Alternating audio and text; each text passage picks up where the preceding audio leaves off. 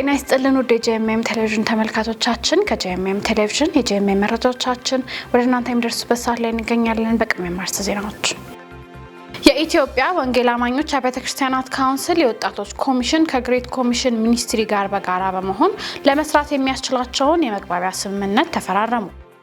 የባለ ትዳሮች የተሃድሶ ቀን በደማቅ ሁኔታ ተካሄደ። የአዲሲቱ ኢየሩሳሌም ትውልድ ቤተክርስቲያን የ40 ቀን ሀገራዊ የተሃድሶ ጾም ጸሎት በምስጋና ተጠናቀቀ። ከውጭ ፕሬዚዳንት ትራምፕ በኢራን ላይ የሚያካሂዱትን ጦርነት ለመገደብ የቀረበውን የውሳኔ ሀሳብ ተቀባይነት ሳያገኝ ቀረ። ከመረጃዎቹ ጋር ኒሱስና ያሱብራችሁ ቆይታ አድርጋለሁኝ። አብራችሁኑ ነው። የኢትዮጵያ ወንጌል አማኞች አብያተ ክርስቲያናት ካውንስል የወጣቶች ኮሚሽን ከግሬት ኮሚሽን ሚኒስትሪ በጋራ አብሮ ለመስራት የሚያስችለውን የመግባቢያ ስምምነት ተፈራረመ። የኢትዮጵያ ወንጌል አማኞች አብያተ ክርስቲያናት ካውንስል የወጣቶች ኮሚሽን ከግሬት ኮሚሽን ጋር አብሮ ለመስራት የመግባቢያ ስምምነት ዛሬ የካቲት 25 2018 ዓ.ም በአዲስ አበባ በግሬት ኮሚሽን ዋና መስሪያ ቤት ተፈራርመዋል። የስምምነት ፊርማ የማኖር ስነ ስርዓቱ ላይም የኢትዮጵያ ወንጌል አማኞች አብያተ ክርስቲያናት ካውንስል የመንፈሳዊ ዘርፍ ዳይሬክተር ፓስተር ስንሻት ተካ፣ የኢትዮጵያ ወንጌል አማኞች አብያተ ክርስቲያናት ካውንስል የወጣቶች ኮሚሽን ቦርድ ሰብሳቢ አምባሳደር ስለሺ ኡመር፣ የግሬት ኮሚሽን ፕሬዚዳንት ዶክተር ግርማ አልታ የግሬት ኮሚሽን ዲጂታል እና ሚዲያ ዳይሬክተር አቶ ሳምሶን እስማኤል እና ሌሎችም አመራሮች ተገኝተዋል።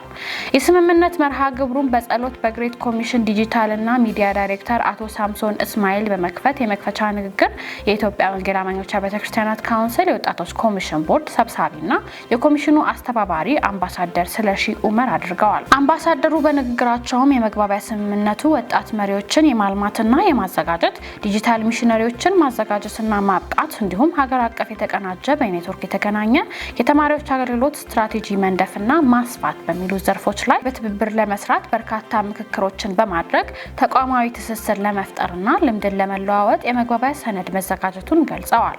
የስምምነት ፊርማ የማኖር ስነ ስርዓቱን የኢትዮጵያ ወንጌል አማኞች አብያተ ክርስቲያናት ካውንስል የመንፈሳዊ ዘርፍ ዳይሬክተር ፓስተር ስንሻት ተካና የግሬት ኮሚሽን ፕሬዚዳንት ዶክተር ግርማ አልታየ ኑረዋል። በመጨረሻም የኢትዮጵያ ወንጌል አማኞች አብያተ ክርስቲያናት ካውንስል የመንፈሳዊ ዘርፍ ዳይሬክተር ፓስተር ስንሻት ተካ ባደረጉት ጸሎት መርሃ ግብሩ ተጠናቋል።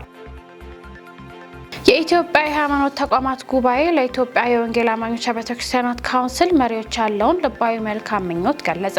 በኢትዮጵያ የሃይማኖት ተቋማት ጉባኤ ጠቅላይ ጸሐፊ የተመራ የጉባኤው የማኔጅመንት አባላትን ያካተተ ልዑክ በኢትዮጵያ የወንጌል አማኞች አብያተ ክርስቲያናት ካውንስል ጽሕፈት ቤት በኢትዮጵያ የወንጌል አማኞች አብያተ ክርስቲያናት ካውንስል ጽሕፈት ቤት የካቲት 25 2018 ዓ.ም በአካል በመገኘት አዲስ ለተሾሙት የካውንስሉ መሪዎች መልካምና የተባረከ የሥራ ዘመን በመመኘት የመልካም ምኞት መግለጫ ስጦታ በክብር አበርክተዋል። የኢትዮጵያ የሃይማኖት ተቋማት ጉባኤ ጠቅላይ ጸሐፊ ሊቀ ትጉሃን ቀሲስ ታጋይ ታደለ አዲስ ለተመረጡት የካውንስሉ አመራሮች መልካምና ስኬታማ የአገልግሎት ዘመን እንዲሆንላቸው የተመኙ ሲሆን አዲስ የተመረጡት የካውንስሉ አመራሮች የኢትዮጵያ የሃይማኖት ተቋማት ጉባኤን ለረጅም ጊዜ በተለያዩ የኃላፊነት ደረጃዎች ሲያገለግሉ የነበሩ መሪዎች በመሆናቸው ጉባኤው በቀጣይ የሚሰራቸውን ስራዎች በመልካም ሁኔታ ለማካሄድ እና የተሻለ ውጤት ለማስመዝገብ መልካም እድል እንደፈጠረላቸው አስረድተዋል። አክለውም የጉባኤው ዋነኛ ተልዕኮ በሃይማኖት ተቋማት መካከል ለዘመናት የዘለቀውን የሰላምና የአብሮነት እሴት በማጠናከር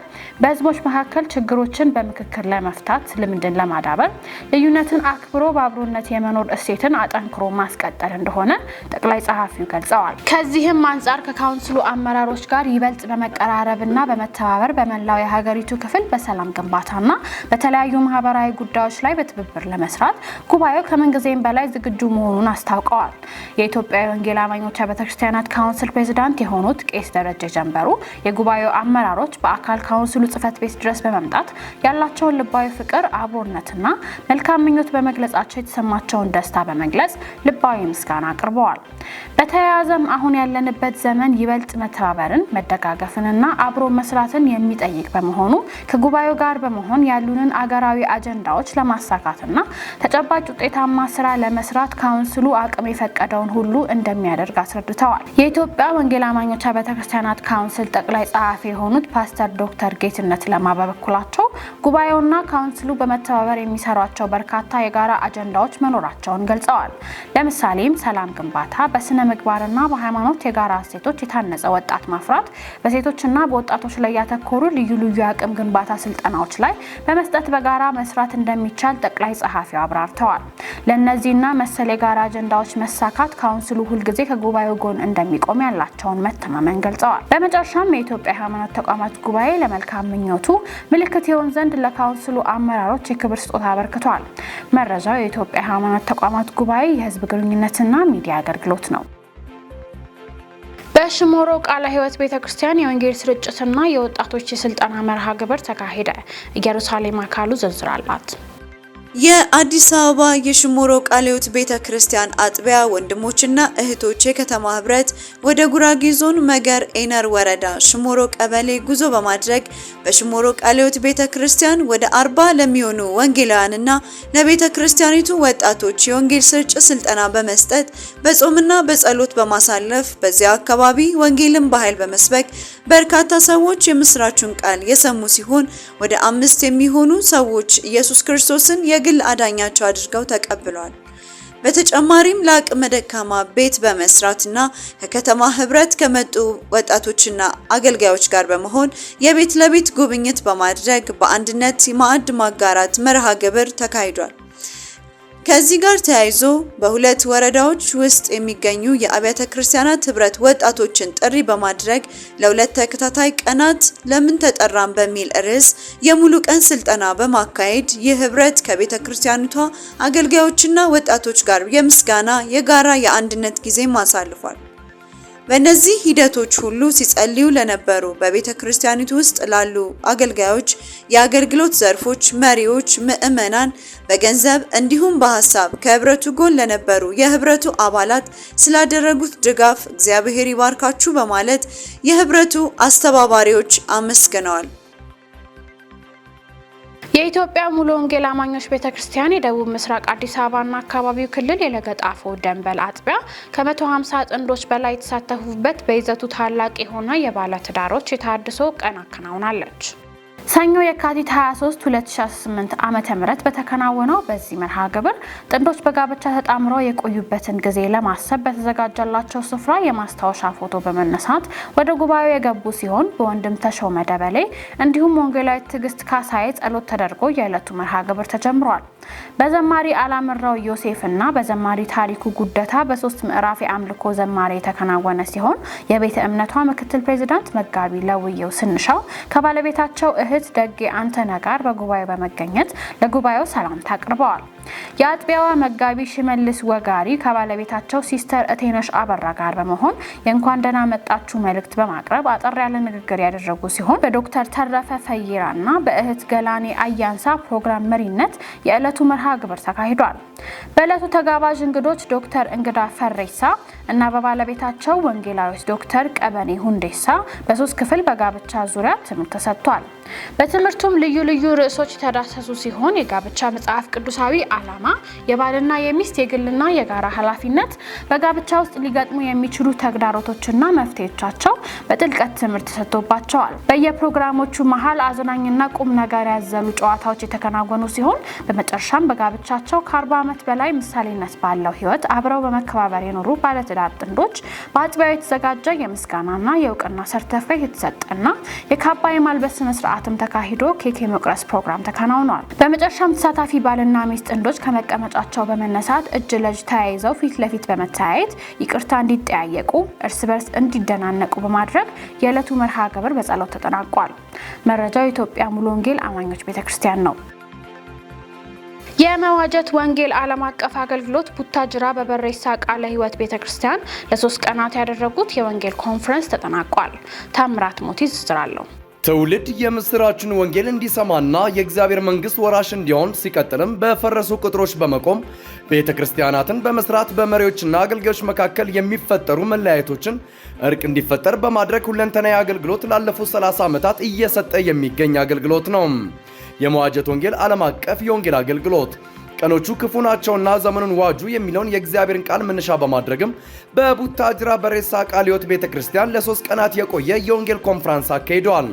የኮንፈረንሱ መዘጋጀትም ዓላማ ትውልዱ ትኩረቱን ክርስቶስ ላይ እንዲያደርግና በዘመኑ ላይ እንዲሰለጥን ለማንቃት መሆኑም ተገልጿል። በወንጌል ኮንፈረንሱ ላይም ተጋባዥ ሰባኪያንና ዘማሪያን ያገለግሉ ሲሆን በእግዚአብሔር ቃልና በመንፈስ ቅዱስ መጽናናትና ከተለያየ ስርዓት መፈታትም ሆኗል። የመዋጀት ወንጌል ዓለም አቀፍ አገልግሎት በኢትዮጵያ በተለያዩ ስፍራዎች ላይ በራሳቸው ወጪ የሚያደርጉትን የወንጌል ጉዞ እንደሚቀጥሉና ጌታ ሊመጣ በደጅ ስለሆነ ሁለንተናውን ለጌታ የሰጠ ትውልድ እንዲነሳ የወንጌሉን ሥራ አጠናክረው እንደሚቀጥሉበት ከአገልግሎቱ መሪዎችም ያገኘነው መረጃ ያስረዳል።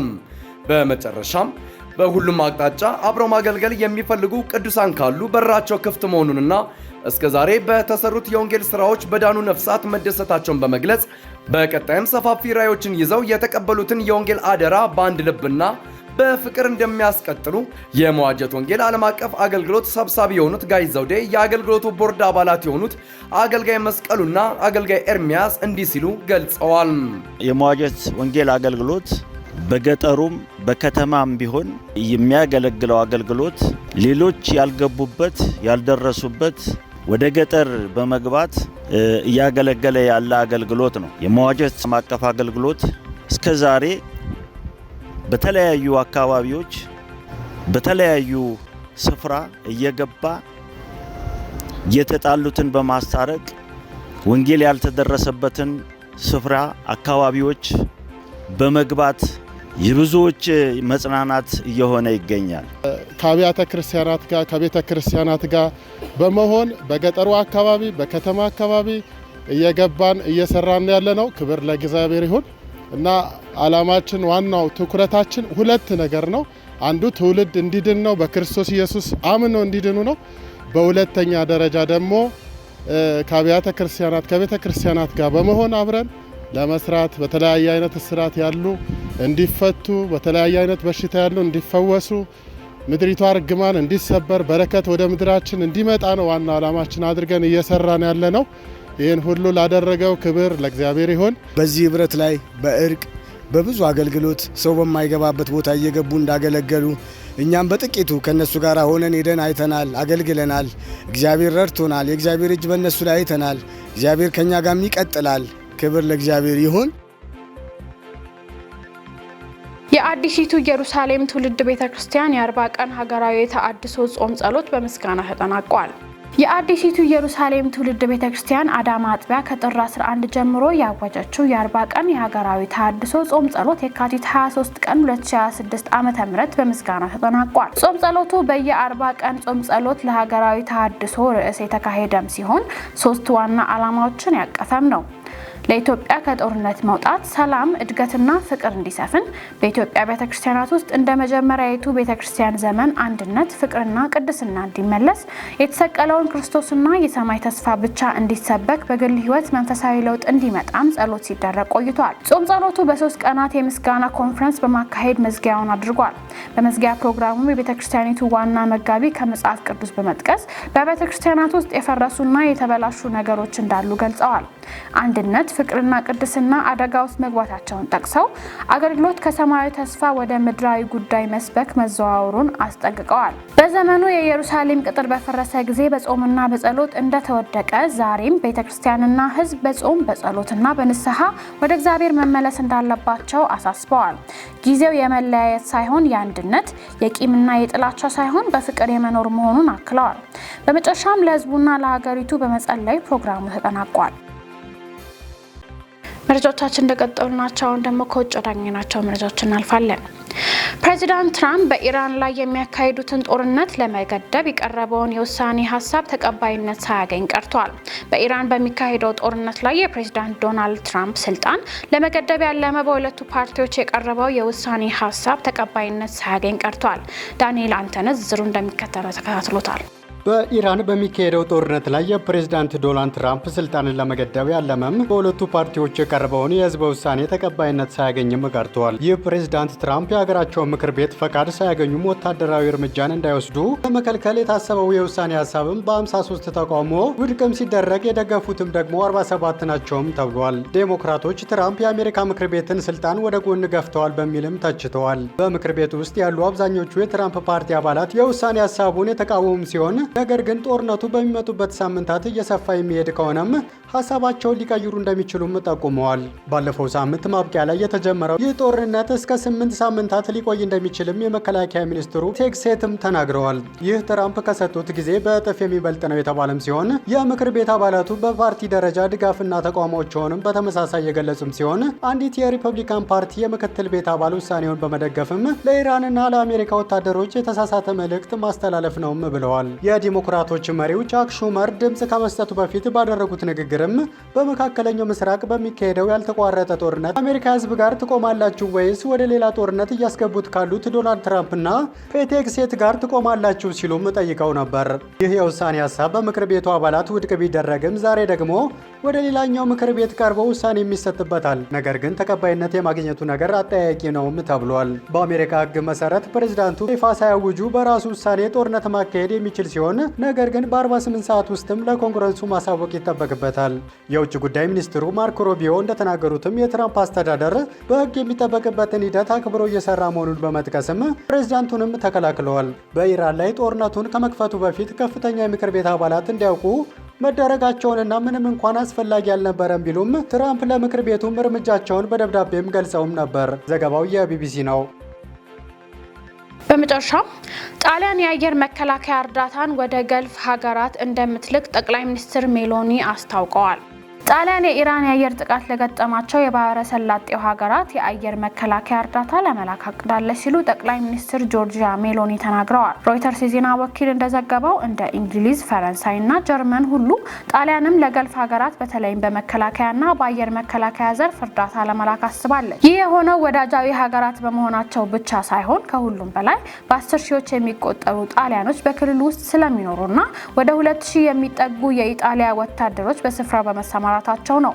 እኛ የምንፈልጋቸውና የምንጠብቃቸው ሰዎች አሉን ሲሉ ጠቅላይ ሚኒስትሯ ተናግረዋል። በሌላ በኩል ፕሬዚዳንት ትራምፕ የሰሜን አትላንቲክ ጦር ቃል ኪዳን ኔቶ ዋና ጸሐፊ ማርክ ሩትን ዋሽንግተን በኢራን ላይ ላደረሰችው ጥቃት መጠነ ሰፊ ድጋፍ እንደሰጡ ተናግረዋል። ለታላቁ ጥምረት የኔቶ ዋና ጸሐፊን እናመሰግናለን ሲሉ ትራምፕ በማህበራዊ ሚዲያ ላይ ባወጡት መግለጫ አስታውቀዋል። ሩት እንደተናገሩት ኔቶ በኢራን ላይ የተፈጸመው ጥቃት ባይሳተፍም ለዋሽንግተን ድርጊት ከአጋሮች ትልቅ ድጋፍ አግኝቷል ብለዋል። ለዛሬ ያዝናቸው መረጃዎቻችንን ከማጠቃለላችን በፊት አስሲናዎቹን እናሳችሁ።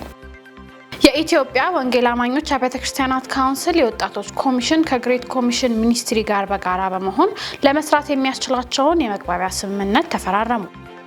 የባለ ትዳሮች የተሃድሶ ቀን በደማቅ ሁኔታ ተካሄደ። የአዲሲቱ ኢየሩሳሌም ትውልድ ቤተክርስቲያን የ40 ቀን ሀገራዊ የተሃድሶ ጾም ጸሎት በምስጋና ተጠናቀቀ። ከውጭ ፕሬዚዳንት ትራምፕ በኢራን ላይ የሚያካሂዱትን ጦርነት ለመገደብ የቀረበውን የውሳኔ ሀሳብ ተቀባይነት ሳያገኝ ቀረ። ለዛሬ ያዝናቸው የጄኤምኤ መረጃዎቻችን ይመስሉ ነበር። እኔ ሱስና ያሱ መረጃዎቹን ወደ እናንተ ያደረስኩኝ አበራችሁ ቆይታ አደረኩኝ። መረጃዎቹን ያዘጋጁላችሁ ደግሞ ነጻነት አቁማና ዳንኤል አንተነህ ነበሩ። ከቀሪ የጄኤምኤ ቴሌቪዥን ፕሮግራሞቻችን ጋር መልካም ቆይታ